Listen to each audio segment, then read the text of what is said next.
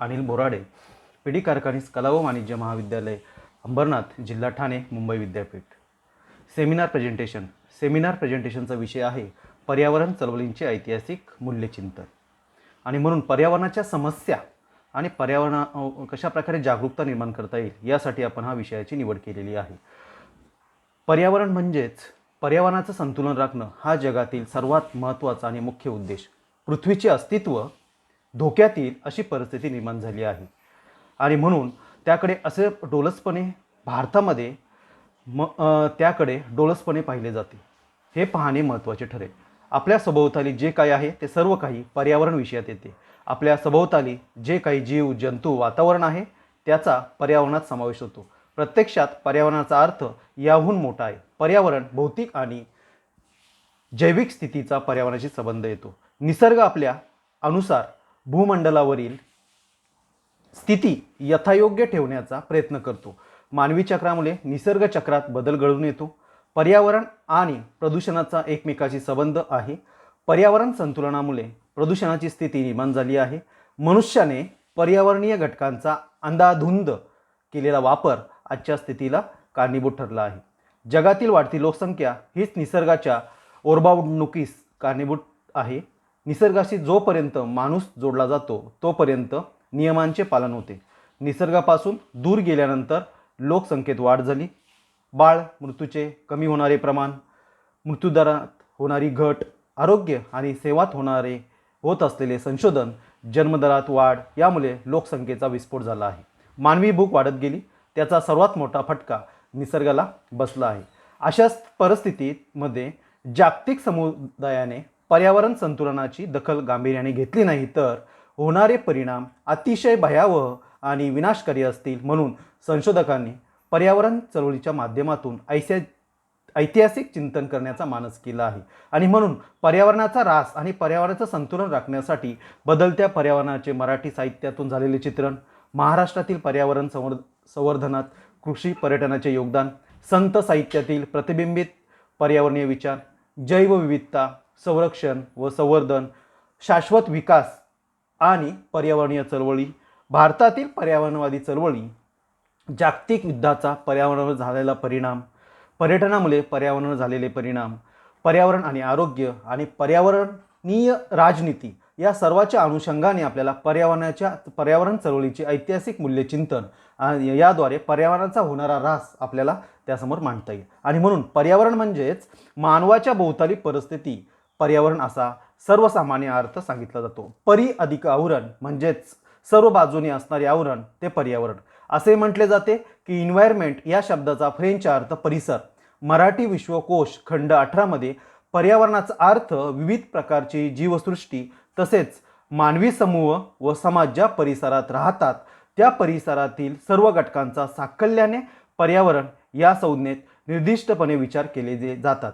आता याबरोबर नैसर्गिक घटकांबरोबर सामाजिक, सांस्कृतिक, आर्थिक या घटकांचा सुद्धा समावेश पर्यावरणामध्ये होतो. 5 जून 1972ला स्टॉकहोम येथे United nation conference of human and environment सुरू झाली. दरवर्षी 5 जून हा जागतिक पर्यावरण दिन म्हणून साजरा केला जातो. या दिवसाच्या निमित्ताने जगभरातील जनतेत आणि विविध देशातील सरकारे यांना पर्यावरण संवर्धनासाठी प्रेरित करणे हा या दिनाचा उद्देश आहे.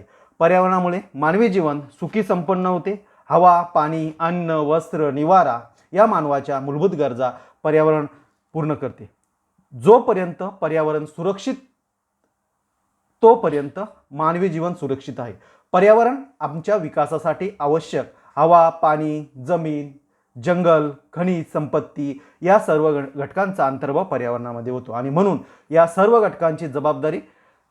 घटकांची संवर्धनाची व जतनाची जबाबदारी आपल्यावर त्या ठिकाणी येते. आणि म्हणून पर्यावरण चळवळीच्या विविध व्याख्या आपल्याला त्या ठिकाणी बघता येतील. त्यामध्ये रामचंद्र गुहा यांनी पर्यावरण स्रोतांचा अधिक दीर्घकाळ वापर करण्यासाठी, निसर्गाची अवनती रोखण्यासाठी आणि नैसर्गिक स्रोतांचे पुनरुज्जीवन करण्यासाठी केलेली सामुदायिक सामाजिक कृतीला पर्यावरण चळवळ असं म्हटलेलं आहे. तसंच बर्नार्ड नोबेल यांनी सुद्धा पर्यावरण चळवळीची व्याख्या केलेली आहे. पर्यावरण शास्त्र म्हणजे विविध परिसंस्थेचे प्रणाली संबंधाचे संतुलन तत्वाचे शास्त्रीय अध्ययन होय. तसेच जॉन टर्क यांनी पर्यावरण चळवळीची केलेली व्याख्या, पर्यावरणशास्त्र म्हणजे पृथ्वीवरील पर्यावरणाचे आकलन व मानवी जीवनाचा पर्यावरणावर असणारा प्रभाव यांचा अभ्यास म्हणजे पर्यावरणीय चळवळ होय. तसेच पुरोदाम व अँडरसन यांनी केलेली पर्यावरण चळवळीची व्याख्या म्हणजेच पर्यावरणाचे व्यवस्थापन व अभ्यासाकरिता वेगवेगळ्या विज्ञान शाखांचा ज्ञानांचा वापर म्हणजेच पर्यावरणशास्त्र. तसेच डॅनियल दिलचिरास यांनी केलेली पर्यावरणाची व्याख्या आपल्याला बघता येईल. ते म्हणतात, जैविक व अजैविक घटकांचा परस्पर संबंधांचा नियोजनपूर्वक अभ्यास म्हणजेच पर्यावरणशास्त्र होय. आणि म्हणून पर्यावरणाच्या जागतिक चळवळी बघत असताना पर्यावरणाच्या समस्यांबाबत जगातील सर्वच राष्ट्रांनी सामूहिक प्रयत्न करणे आवश्यक आहे. संयुक्त राष्ट्र संघटनेच्या स्थापनेनंतर सुरुवातीच्या काळात असे पर्यटन झाले नाहीत, परंतु 1970च्या दशकात आंतरराष्ट्रीय समुदायाने पृथ्वीच्या पारिस्थितिकीय व मानवी समाजावर विकासाच्या परिणामांची चिंता व्यक्त करण्यात आली. 1960 आणि 70च्या दशकामध्ये Greenpeace, green network, friends of earth या संघटना आकाराला आल्या. 1980च्या दशकामध्ये green politics, eco green, green movement इत्यादी संघटना पर्यावरण संतुलित राखण्यासाठी पुढे आल्या. तसेच या संघटना बघत असताना काही जागतिक संघटना किंवा जागतिक चळवळी आपल्याला बघता येतील. त्याच्यामध्ये कोचंबा पाणी युद्ध म्हणजे दक्षिण आफ्रिकेतील बोलिव्हिया देशातील पाणी संकटावर मात करण्यासाठी 2000 साली सरकारने खाजगी कंपनीला पाणी व्यवस्थापन करण्याचे कंत्राट दिले आणि या कंपनीने करात प्रचंड वाढ केली.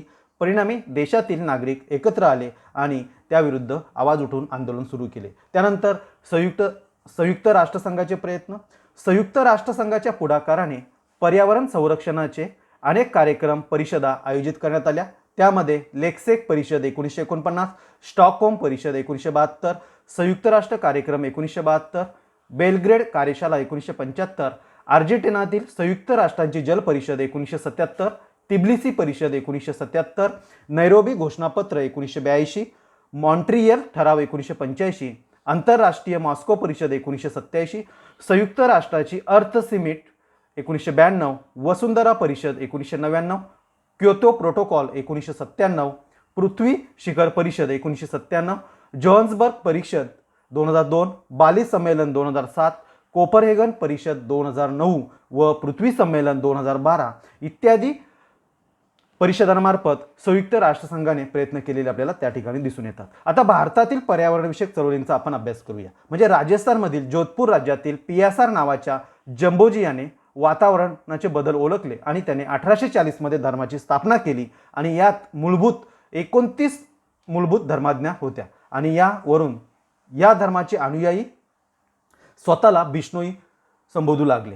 हिरवे झाड तोडू नये आणि हत्या करू नये अशा 2 आज्ञा बिश्नोई समाजाच्या होत्या. आणि 1730 मध्ये जोधपूरचा राजा अजित सिंग याने राजवाडा बांधण्यास सुरुवात केला आणि राजवाडा चुन्यामध्ये बांधण्यात येणार असल्याने भट्टीसाठी मोठ्या प्रमाणावर लाकडाची आवश्यकता भासू लागली आणि त्यासाठी खेडजली या गावी असलेल्या खेडजल वृक्षाचे तोड करण्याचे ठरविले आणि या गावी बिश्नोई धर्माचे लोक राहत होते. राजाचे सेवक झाडे तोडण्यास गेले असता बिश्नोई धर्माचे लोक आडवे आले. जो मध्ये पडेल त्याला उडवा आणि झाडे कापा असा आदेश देण्यात आला आणि या गावातील अमृतादेवी आपल्या 3 मुलासह झाडाला त्या ठिकाणी मिठी मारून राहिली आणि झाड तुटायच्या आधी आम्ही मरू असे सांगितले. दिवाण्याच्या हुकुमाने या चौघांची हत्या करण्यात आली. त्यानंतर संपूर्ण गाव एकत्र आले आणि झाडाला बिलगले आणि यावेळेस 362 बिश्नोईंची हत्या करण्यात आली आणि ही वार्ता कळताच हजारो बिश्नोई बलिदानास सिद्ध झाले आणि महाराजास ही बातमी कळताच तो तेथे आला आणि ही घटना पाहून तो सुन्न झाला. त्याने त्वरित वृक्षतोड थांबवण्याचे आदेश दिले, माफी मागितली आणि हे पर्यावरण चळवळीतील महत्त्वाचे बलिदान आणि पहिली चळवळ म्हणून ओळखली जाते. त्यानंतर चिपको आंदोलन उत्तर प्रदेशातील आपण बघितलं असेल की निसर्गाचा वरदस्त लाभलेला हा प्रदेश, हिमाचल प्रदेश, त्यातून नद्या, जंगले यांचा प्रदेश. हळूहळू जंगल ठेकेदार झाडे तोडून नेऊ लागले. गढवाल कुमाऊ लोकांना याचा फटका बसला आणि 1974 मध्ये गढवाल क्षेत्रातील चामोली जिल्ह्यातील अंगू प्रजातीचे वृक्ष कापण्याचा आदेश क्रीडा साहित्य तयार करण्यासाठी सायमंड कंपनीला देण्यात आला. स्थानिकांनी हे वृक्ष कापण्यास मनाई करण्यात आली. वन कर्मचारी व लाकूड तोड्यांना झाडे तोडण्यासाठी पाठवण्यात आले. गौरादेवी नावाच्या महिलेने 100 मुली व स्त्रियांबरोबर वनात प्रवेश केला आणि धाक दाखवून व प्रलोभने दाखविले, परंतु महिलांनी झाडे सोडली नाहीत. 2 दिवस 2 रात्र ही स्थिती तशीच राहिली आणि शेवटी कर्मचारी व लाकूड तोडे पराभूत होऊन फिरले. येथून चिपको आंदोलन सुरू झाले आणि या चळवळीला भारतभर अनुयायी प्राप्त झाले आणि या चळवळीस चिपको आंदोलन असे म्हटले गेले. चिपको म्हणजे जवळ घेणे आणि गावकरी वृक्षांना मिठी मारत व कंत्राटदारांना झाडे तोडण्यासाठी परावृत्त त्या ठिकाणी करत असत. त्यानंतर ॲपिको आंदोलन किंवा ॲपिको चळवळ.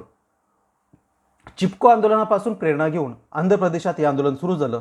त्याला ॲपिको आंदोलन म्हणतात. वृक्षांचे संरक्षण करण्यासाठी हे आंदोलन करण्यात आले.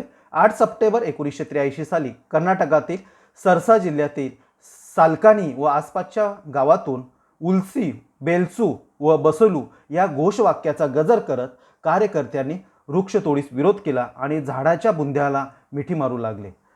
अशा प्रकारे ॲपिको चळवळ. त्यानंतर सायलेंट व्हॅली आंदोलन म्हणजे केरळ राज्यात निलगिरी पर्वतांच्या नैऋत्येस शांत दरी म्हणजेच सायलेंट व्हॅली पसरलेली आहे आणि या दरीत सिकेडे नावाचा कर्कश आवाज करणारा कीटक मुळीच आढळत नाही आणि म्हणून या परिसराला शांत दरी असं म्हटलं जातं. केरळ राज्य विद्युत मंडळाने कुंतीपुशी नदीवर धरण बांधून वीज केंद्र बांधण्याचा निर्णय घेतला. त्यामुळे पर्यावरणास धोका निर्माण झाला होता. त्याविरुद्ध पर्यावरणवाद्यांनी आंदोलन केले. शालेय विद्यार्थी, शिक्षक व इतर नागरिकांनी मिळून केरळ साहित्य शास्त्र परिषदेची स्थापना केली आणि याकडे लक्ष वेधण्यासाठी KSSPने 60,000 किमीची मॅरेथॉन दौडसुद्धा आयोजित केली होती. त्यानंतर गंगा कृती योजना.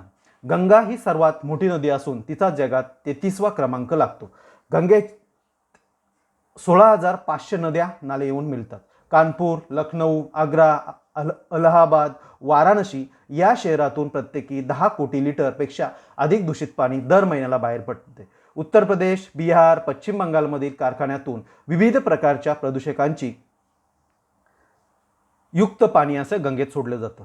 या व्यतिरिक्त मेलेली जनावरे, अर्धवट जळलेली प्रेते गंगेच्या पाण्यात सोडली जातात आणि तत्कालीन पंतप्रधान स्वर्गीय इंदिरा गांधी यांनी 1984 मध्ये गंगा शुद्धीकरणाची 800 कोटी रुपयाची योजना आखली आणि 1984 ते 94 या 10 वर्षाच्या काळात 600 कोटी रुपये खर्च करण्यात आले. मात्र परिणाम हाती आले नाहीत आणि गंगेचे प्रदूषण रोखण्यासाठी 261 कृती योजना आखण्यात आल्या आणि गंगा प्रकल्प निर्देशालयाची स्थापना करण्यात आली. त्यानंतर यमुना कृती योजना. यमुना नदी ही हिमालयातील यमुनोत्री नदीमधून उगम पावते. देशातील ही 2ऱ्या क्रमांकाची नदी. यमुनेची लांबी 1376 किमी आहे. दिल्ली शहराजवळील 48 किमी मार्गावरील कारखाने व मानवी वस्त्यांमधून 5,15,000 किलो लिटर दूषित पाणी यमुनेमध्ये सोडले जाते आणि यमुनेस शुद्धीकरणासाठी कृती योजना तयार करण्यात आलेली आहे. त्यानंतर नर्मदा बचाव आंदोलन. नर्मदा परियोजना भारतात विवादास्पद ठरली आहे. नर्मदा नदीची लांबी 1310 किमी असून या नदीवर 29 मोठे, 450 मध्यम आणि 3,000 लहान बांध बांधण्याची योजना आहे. गुजरातमधील सरदार सरोवर व मध्य प्रदेशातील नर्मदा सागर हे सर्वात मोठे बांध आहेत आणि या परियोजनेबाबत गेल्या अनेक वर्षापासून नर्मदा बचाव आंदोलन सुरू केले आहे.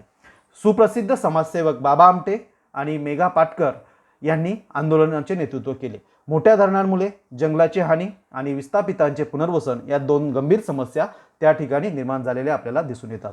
त्यानंतर प्लाची मडा प्रकल्प म्हणजे केरळमध्ये पलक्कड जिल्ह्यातील प्लाचीमडा गाव हिंदुस्थानात breweries Coca-Cola private limited company bottling प्लांटला 2000 साली परवानगी देण्यात आली. कंपनी रोज 60 लाख लिटर पाण्याचा उपसा करते.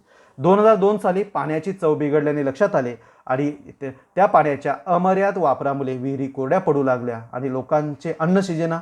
सांडपाणी नदी नाल्यामध्ये सोडण्यात आले. या विरोधात नागरिकांनी एकत्र येऊन प्लाचीमडा प्रकल्प ही चळवळ सुरू केली. त्यानंतर पास्को प्रकल्प. 2010 साली ओडिसा राज्यातील जगतजितसिंगपूर जिल्ह्यातील दिनाकिया, गंड कुजंग, नौगाव यासारख्या 15 गावातील सुमारे 6,000 हेक्टरचा प्रदेश दक्षिण कोरियातील पोहांग आर्यन स्टील म्हणजेच पास्को या पोलाद कंपनी बरोबर करार करून कृत्रिम बंदरासाठी देण्यात आला. यामुळे सुमारे 20,000 नागरिकांना स्थलांतरित करून जमीन देण्याचे आश्वासन देण्यात आले. परिणामी लोकांनी जनआंदोलन केले.